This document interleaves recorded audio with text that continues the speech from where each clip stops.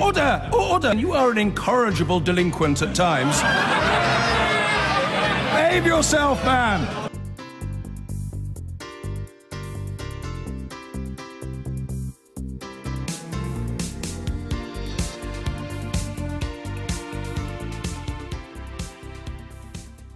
Theresa May has another busy week ahead in the run-up to Christmas.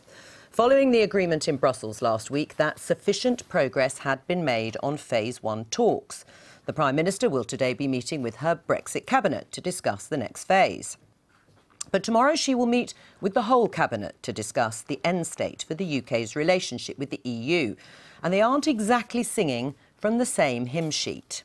Her Chancellor, Philip Hammond, said that the UK's relationship with the EU would be largely unchanged and that we will effectively recreate the status quo. Boris Johnson, meanwhile, believes the UK needs something new and ambitious, giving zero tariffs and frictionless trade, as well as the freedom to decide our own regulatory framework. Theresa May herself has said that she wants a new deep and special partnership with the EU and ruled out EEA-style membership. The EU have their own ideas for Brexit, where the EU's chief negotiator, Michel Barnier, said there is no way the UK will be allowed to cherry-pick and have a bespoke deal with the EU. Jeremy Corbyn is also under pressure from his shadow cabinet over the issue of a second referendum. The Labour Party does not support one, claimed Shadow Home Secretary Diane Abbott. But on the same topic, Deputy Leader Tom Watson said you shouldn't rule anything out. Well, let's speak to our political correspondent, Ben Wright. Ben, another busy Brexit week. But realistically, what is going to be agreed and changed this week? Very little, I think, really, Joe. These are preliminary discussions by the Cabinet. Amazingly, it is the first time that the Cabinet has formally got together and talked about its view regarding the final trading position the government wants between the EU and the UK after Brexit, 18 months on from the referendum. But these are discussions, I think, that might make the discussions around Phase 1, the money, the rights of EU citizens, look like a picnic. There are big disagreements within the Cabinet about the fundamental sort of trading relationship the UK should be looking for. And as you said, there is also quite a big disagreement at the moment, it seems, between the UK and the EU starting points. The UK, Theresa May, is quite clear she wants something very bespoke, something that combines the best of sort of Norwegian-style access to the single market with a Canadian free trade agreement. The EU so far is saying that that's just simply not on the cards. You've got to take something based on a model that already exists. So they're starting quite far apart. Time is short as well because the EU are going to come forward with their proposal, we think, their starting position by March, their new negotiating mandate. So the government has to work pretty quickly on this. What about the Cabinet? How far apart are they in terms of that future relationship? Well, we believe that there are some significant differences, crucially around the question of how much convergence there should be with the EU's regulatory system after Brexit. Of course, at the moment, there's complete convergence because we're in the single market. And I think the fundamental issue is how much EU cabinet ministers, our cabinet ministers are willing to accept that in the future, after we've left, the the EU and the UK will start to diverge, and how that will be managed, what mechanisms will be in place. This is big fundamental stuff, and I think there are those on Philip Hammond's side of the argument, I think, who want as much single market access as possible with the potential conditions and obligations that will involve, and others like Michael Gove and Boris Johnson who want more of a clean break and perhaps as a consequence have more freedom for the UK to do its own trade deals as a member, as a country no longer in the European Union. So I think there are some quite fundamental differences on how they will be approaching this question. Ben Wright, thank you very much. Suella Fernandez, at the weekend, Philip Hammond said that our future relationship with the EU will leave us largely unchanged and effectively recreate the status quo. Do you agree with him? Well, I think in some respects there will be things we want to maintain with the EU. We want to maintain our commerce with the EU. We want to maintain a trading relationship. We're one of the biggest customers to EU countries of their goods, and for sure we definitely want to keep that going. But there are definitely areas that we will want to diverge on. We want to come out of the common commercial policy, which restricts our ability to design our own trade vision for the UK. But Philip Hammond is saying that that actually in reality won't happen. He says the UK won't technically or legally be in the customs union or the single market, but we've committed as a result of the agreement we've made this week, at the end of last week, to creating an environment which will effectively recreate the status quo, what we have now. Well, I think, to just correct you, the Chancellor has also said that we will be leaving the customs union. No, that's what he said. There's nothing incorrect, but that's his quote. He's definitely said we're going to be leaving the customs union, we're leaving the single market as part of our withdrawal. Technically and legally, but in reality, it'll effectively be the same. Is he wrong? The effect of leaving the customs union is that we will have freedom over our trade policy. We won't be bound by the common commercial policy. We won't be subject to the, subject to the common external tariff, which applies to goods coming into the EU. So those are all benefits. Will we during the transition period? Well, that is all going to be contingent, really, the implementation period, I should say, which is all contingent on what the end state is. And so it's almost impossible, actually, to design an implementation period before you've agreed the final outcome. And that's all subject to the negotiations. Well, you signed a letter in September saying that the UK must not pay into the EU budget during a transition implementation period and must be able to sign trade deals, free trade deals, from March 2019. But we are going to be paying into the EU budget and we aren't going to be able to sign free trade deals in March 2019. Are you happy with that? I didn't sign a letter in November, so that's incorrect. Well, you're chair of the European Research Group who circulated a letter from Change Britain asking for support from Conservative MPs to back those points. Yes. What's been agreed is that we are going to be contributing as part of the financial settlement, which has been agreed by Theresa May, and I support the agreement that's come forward in the last week or so from Theresa May, because that represents progress.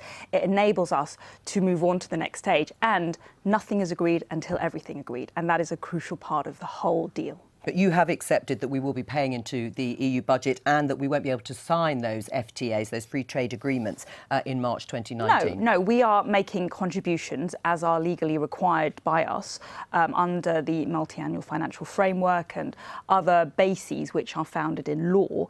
And we will be leaving the customs union in 2019. And I think, as we'll hear from Theresa May later today, or from the government later today, there will be clarity on what our position is in terms of designing that trade deal. Otherwise, the work of Liam Fox becomes completely redundant. A whole department has been set up.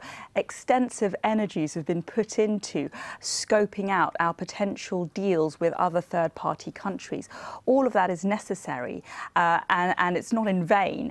The Prime Minister herself took a trip to India very recently on a mission to look at what options there are for a trade deal. None of that means anything if we're not out of the customs union and if we're not able to look at trade deals after 2019. So look at trade deals and scoping trade deals, but there won't be any signed beyond or until March 2019. I am open to what... I'm not going to sit here and tie the Prime Minister's hands at all on anything. I think this is all subject to negotiation.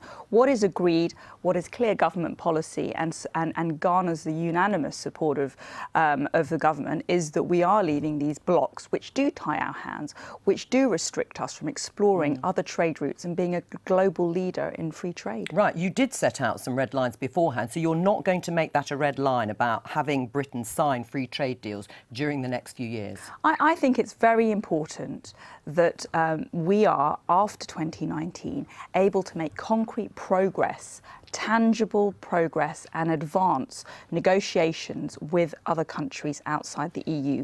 That is one of the biggest prizes that we stand to gain from our departure from the EU, and I'm confident that the government is pursuing that aim as well. Stephen, do you think Brexit has actually been softened up in the last few weeks? I think that we've seen a series of reality checks, and the government's approach to Brexit has been a mixture of bluster, posture, and then capitulate. But they've got an agreement. Yeah, but every single red line goes up in smoke when it comes into the first contact with reality. First of all, they said the talks should be, the divorce talks should be in parallel with the trade talks. That row was going to be the row of the summer. It lasted until about lunchtime on the first day. They now recognise the need for a transition deal. The transition deal is going to be a carbon copy of the status quo. The only thing that we'll not have is a seat at the table. So if that's take back control, I'm not quite sure what that really means. But materially, we know that the Prime Minister is sticking to her guns that she set out in Lancaster House and Florence speeches. The UK will leave the single market and will leave the customs union, and she will not sign up or sign the country up to anything that looks like the European Economic Area. But that is not going to happen. The transition deal will be a carbon copy of the status quo. That's not up for negotiation. The European Union has been absolutely clear. If you read the resolutions beyond from the the European transition, Parliament, though, she is saying will not be part of the European Economic Area. Beyond the transition, which could last, much longer than 2 years, by the way, I do think that that is up for negotiation. I think that we'd be much better off committing to the European Economic Area. It does actually give you maximum market access, but also the opportunity to control free movement of labour. Articles 112 and 113 of the EEA agreement. Well, you say that, but of course David Cameron did fail to get anything further than he actually wanted when it came to migration. Do you think the Labour Party is moving to your position now beyond the implementation period of actually remaining in the single market and the customs union in some sort of replica to the European Economic Area? What I'm very keen to emphasise is the European Economic Area is not the same as the single market. You're not in the common agricultural policy, you're not in the common fisheries policy, you're not subject to ECJ jurisdiction. But you can't sign free trade agreements if you're part of the customs union. Well, if you move into EFTA as well, my pitch is EFTA, European Free Trade Association, and EEA, EFTA countries can sign bilateral free trade deals. Iceland has a bilateral trade deal with China. So I think we've got to understand that there is a way through this, which is about squaring the circle between market access and regulatory control. EFTA EEA is clearly the best way to do it. There's a clear majority for that in Parliament, and I hope that that's the way the country will go, because otherwise we're going off the edge of a cliff. Do you think that's acceptable and would be acceptable, bearing in mind the result of the referendum? Well, Stephen's proposal of EEA or EFTA membership, to my mind, isn't acceptable, and that's been ruled out by the Prime Minister, because with that comes accepting free movement of people, and that was an important aspect. And you say that Article 112 is a mechanism to control free movement, but the only example we have of that is Liechtenstein, a population of 37,000 people, a very small mileage of space, square mileage of space, and used only in very, very exceptional circumstances where there was a serious risk, where there was a serious risk to the economy or the society, in which case controls over migration were allowed.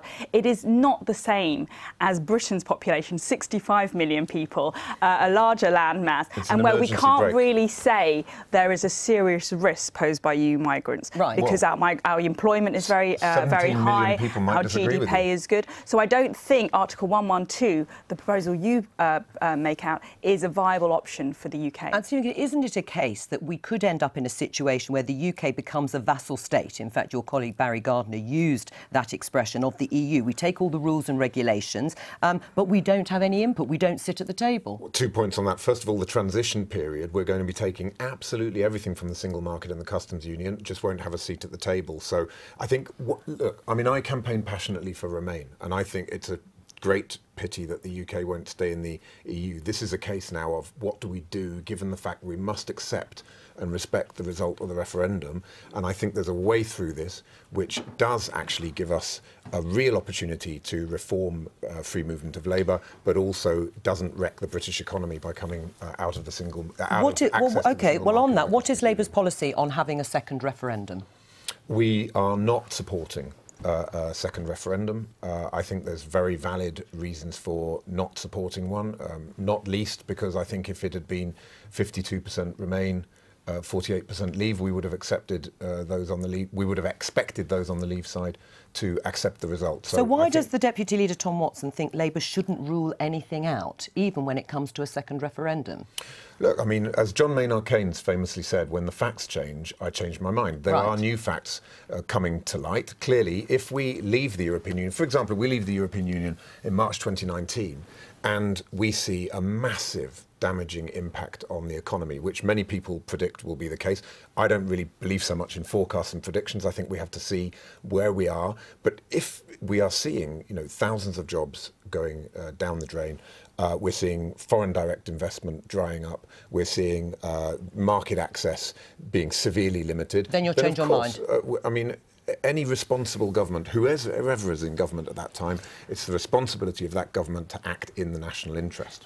Michel Barnier, Suella Fernandez, said that the UK will not get a bespoke deal. No way. The UK cannot cherry-pick. We can't have a Norway-style agreement without freedom of movement and the whole flexibility of the Canada deal taking in services. What do you say to him? Well, I do think that this is the first time a nation has left the EU, so I think that we have to be open to building what might not be there might not be a particular model for it. But I do think the Canada agreement, which was struck with the EU last year, does provide some really good grounds for optimism. Yeah, but he says you're not going to have that. Well, I don't know. I mean, he says that, but it is all dependent on many people involved in this process. The Canada agreement was mutually signed up to by both sides. It's beneficial for both. Right, but it didn't take in services, did it? And that's the point of that agreement, and that would be a major disadvantage for the UK economy. And that's why we can't just copy and paste Canada and say it's applicable to the UK. It does have some good points, like an elimination of tariffs on many industrial goods, agricultural products. But as you say, it doesn't quite cover services, and as 80% of our economy is services, that would be a great opportunity for us to. So are you worried that he says we're not going to get it? Not at all. I'm not worried at all. I think I'm actually very optimistic, contrary to how Stephen feels. I think there's been huge progress which has been made in showing that both sides really want to strike agreement on what have been said to be very complex issues. And I think that bodes very well for the future prospects of negotiation. What do you make of the arguments that some of your colleagues should be deselected for rebelling on the EU withdrawal bill last week? Are you supportive of that? No, I'm not. I think that they are colleagues, and I take them at face value. They've said that they wanted to improve the legislation. It's disappointing that the government lost the vote on Amendment 7, but I think that we can all move forward, and this is a continuing dialogue, and the government is listening to many members who have tabled amendments, responding substantively, and as a result, producing a bill which I think reflects many concerns in Parliament. So you don't see them as traitors in the way they've been portrayed by some of your other colleagues? I don't think it's fair to, demonise them at all for carrying out something that they feel passionate about. Did your constituents actually vote for a continuation of what Labour now seems to be calling easy movement of people, whatever that means? No, I think those who voted leave, in many cases they were motivated by concerns about free movement of labour. Again, I would say that there is a real opportunity here through the European Economic Area to pull the emergency brake and to put a reformed system in place. There is clear legal precedent for doing it, and we would be coming out of the European Union, so renegotiating on a very different basis to the one that Mr Cameron was trying to push through back in 2016. So all right. I think there is a way of allaying concerns on different sides here, but we need a sensible, pragmatic approach, not one that's driven by the ideology of certain backbenchers in the Conservative Party. Now, Theresa May's Brexit War Cabinet has held its first formal meeting to plan Britain's post-Brexit trade deal with the EU. The committee of 10 cabinet ministers met for an hour and a half in Downing Street this morning. But there will be more discussions in the new year before they reach an agreement. In the Commons, the Prime Minister said she would not be deflected from implementing the will of the British people, insisting there would be no second referendum on the final Brexit deal. Here's our political editor, Gary Gibbon. It was a meeting long delayed. The Prime Minister feared an open discussion of what relationship Britain wants with the EU after Brexit. Could it turn into a political brawl? On one side, those who want to hug Europe close in the hope of trade arrangements as much as possible like they are today. On the other side, those who want nothing of the sort, who've dedicated much of their political lives to shedding the rules and jurisdiction of the European Union. One minister who was at the meeting said maybe it was the time of year, but in the end there was disagreement, but not a bust-up. The session was opened by the official in charge of Brexit negotiations, Oliver Robbins. He outlined an approach that involves 3 buckets for different policy areas. One where we might want to stay following EU rules even after we've left, one where we might shadow those rules by different means, and one where we might dispense with EU rules altogether. The idea is to put different sectors and policy areas into different buckets. There are hopes in number 10 they might just be able to get both sides of the cabinet to rally round an approach to Europe that asks them to continue more or less the current trading relationship with bits of the British economy that stick to EU rules. We've done what many said could not be done, demonstrating what can be achieved with commitment and perseverance on both sides. And I will not be derailed from delivering the democratic will of the British people. We are well on our way to delivering a smooth and orderly Brexit. Jeremy Corbyn wanted the Prime Minister to commit 100% to keeping employment protections brought in through EU laws. It's becoming clear that many on the government benches want to use Brexit to rip up rights at work, environmental standards, consumer protections, and to deregulate our economy. One Tory MP and former minister also took on Brexit supporters in his own party who've called for protections on the working week to be dispensed with. Your message to Brexiteer colleagues who were thinking of going down the route of reducing employment protections is don't go there. You won't get it through Parliament. I think that's absolutely right. And because people like you would rebel. Well, I don't think it would be rebellion because I would be sticking up for the manifesto on which I was elected. But they wouldn't get it through. They would not get it through. And do you think that message is getting through to them? I believe so. I think that is something that people are beginning to understand. And there may be some people who get carried away with the excitement of the possibilities after we've left the European Union. And I'm all in favour of exploring those possibilities for the future. But not in this Parliament. But not in this Parliament, but also, and not at the cost of workers' rights. One Cabinet Minister at the meeting said he and fellow pro-Brexiteers are trying to make Theresa May's life a little easier at the moment. But he wasn't sure how long that would last into the new year. Some pro-Brexit Tory backbenchers are sounding alarmed about talk from the Chancellor and others of staying close to EU rules, even after Brexit and the transition. As you look at ministers talking about the possibility of staying aligned with Europe, do you sniff a betrayal of the Brexit project? I think that is the perception that will be if we remain too closely aligned. I think there's no doubt that if we want to sell into the European market, then of course we have to understand that they have regulations that we have to comply with, just as when we sell to the US we comply with American regulations. But what we don't need to be is so closely tied to the European Union that we're effectively no longer a free agent and unable to strike our own path around the world. As for the number 10 approach of different buckets getting different treatment, one of the EU's negotiating team described that as a buffet approach and not acceptable. If the underlying idea is we'll stay in sector XYZ until we are ready to no longer stay in sector XYZ, then obviously we're in the buffet style metaphor that I used in the beginning, which is not something that we would want to accept. Theresa May told the Commons a second referendum would be a betrayal of the voters' mandate, but she's still struggling to give shape to the first vote.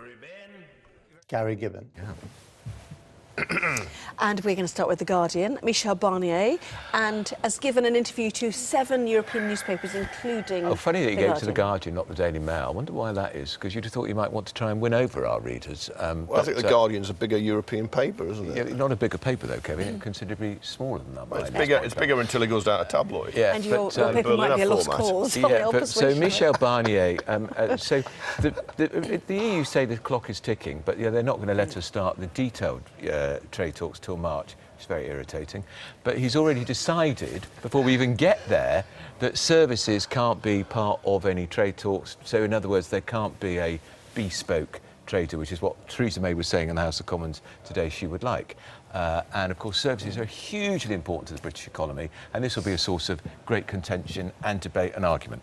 You should have thought about all this before you went down your Brexit path and over the cliff, shouldn't you? But I haven't gone over the cliff. Of course it's undermined just about everything she was saying in the House of Commons, where she claims she's going to get these bespoke deals. At one point, David Davis, the Brexit secretary, seemed to think he's going to get a special travel deal for bankers from Britain around Europe. And you can see, of course, he's bargaining hard. He may give ground, but it doesn't look like it, because so many other people within the 27 who've been more united than the Tory cabinet have been are not going to give that special deal. And I'm bit surprised, really, you have the cheek to ask for one when all you do is slag off the European Union. In fact, you got slagged off yourself today, the Daily Mail, by the Speaker. Gave you a bit of a whacking, didn't he? Yeah, well, the Speaker has never had a very good relationship with the press, not least because of the appalling way his wife's behaved and brought great discredit, I think, to the office of Speaker.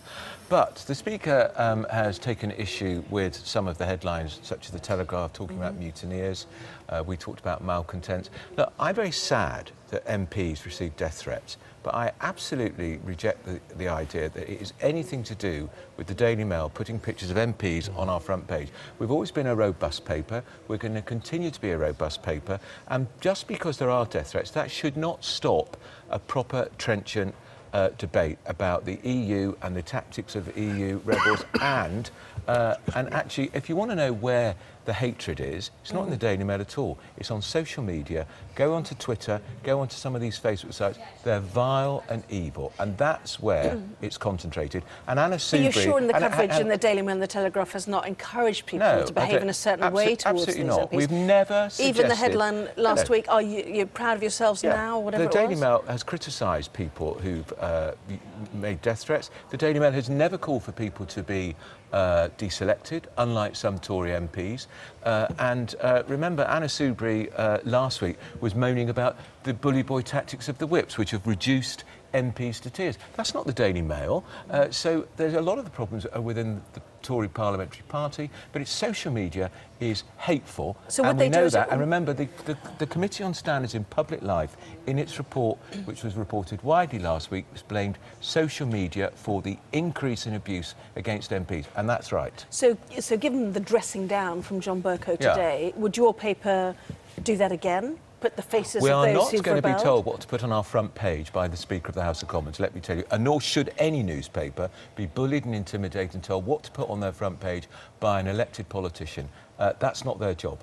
OK. And in terms of what Michel Barnier has said, he said Kevin, that Kevin, No, well, he can't, can you? I mean, I think you've been over the top on enemies of the people and saboteurs.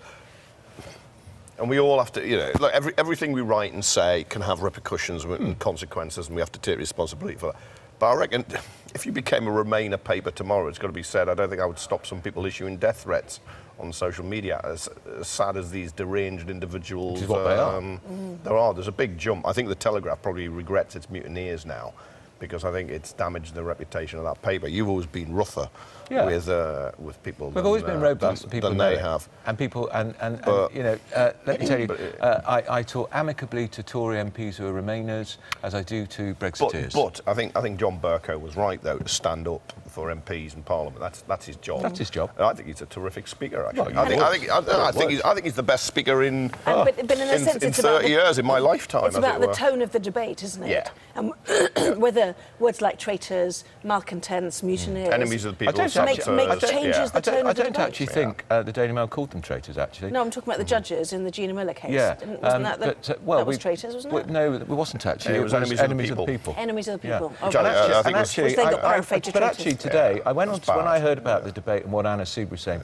I called up on Twitter Anna Soubry. The first thing I saw on Twitter was somebody calling her, I think the Daily Mail, mentioned the Daily Mail, calling her a traitor. I wouldn't call her a traitor. Okay. But it was Nadine Dorries, one of her parliamentary colleagues, who said they should be deselected. Deselected. I mean, we've not argued which that. Of course was absolutely stupid, because if you deselected the 11, you would lose your government's majority. But nevertheless, there we are. Yes. But no, I think. But you know, Nadine Dorries is robust as well. She gets stuck in, and people attack her, and she gives as good as she gets. I'm just looking at your front page whether there's any mention of it. No, there isn't on the front. Have you done it inside? It's inside. I can tell you. It's there. And actually, noble front page. We are leading the way on this campaign. We even had our newspaper held up by United Nations officials saying, "Great work by the Mail." Didn't hear the Speaker mention that. Well, they weren't debating plastic, were they? That's why. Very quick word also on the Barnier story, just quickly in terms of the financial services industry. He said to The Guardian and the other newspapers the outcome was a consequence of the red lines that the British have chosen themselves. In leaving the single market, they lose the financial services passport. And this is serious. You know, services are about 45% of our exports. This is quite serious, and there's no doubt that the other 27 European countries, whether it's Frankfurt, Paris, wherever, would quite like to nick some of those city jobs, and probably will. But you can't blame them for doing it. It's regrettable. We've got to fight to keep them. I don't think London's going to lose its preeminent position, but Brexit is going to be a blow, and it is the consequences. Liam Fox, International Trade Secretary, said this would all be simple. No, it's not. And I do think people are now seeing a Brexit they never voted for. They were sold something that does not exist, and May herself wouldn't even guarantee things on the Working Time Directive, like your guaranteed paid holiday. She would not specifically guarantee them. And just quickly, because we've got lots to pack in, special cabinet tomorrow, finally going to talk about the end game of what Brexit looks like. Yeah. It's been a while since the referendum, of course, hasn't it? There was a more limited discussion today. It's the full cabinet tomorrow, and I think she's going to go around the table. They'll all be united. They'll all be great. You know what? She's going to go around the table and ask them all to outline their vision. Yeah, honestly, and you'll have 2 if ever there was a day to be fly on the wall in the cabinet, tomorrow might be it. You'll have 2 minutes each. There we are.